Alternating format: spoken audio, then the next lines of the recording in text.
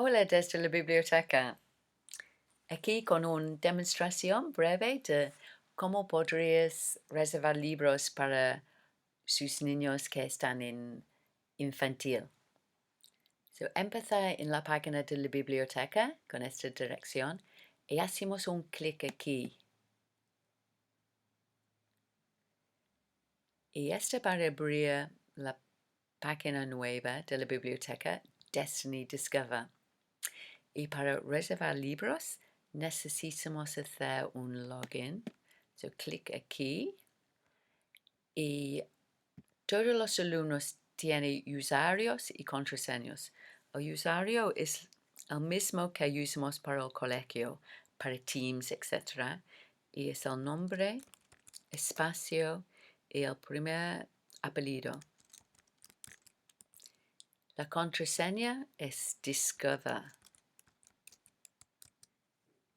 Y Submit.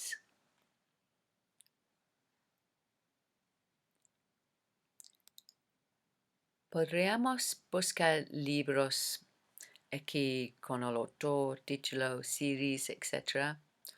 O buscamos más abajo para topics.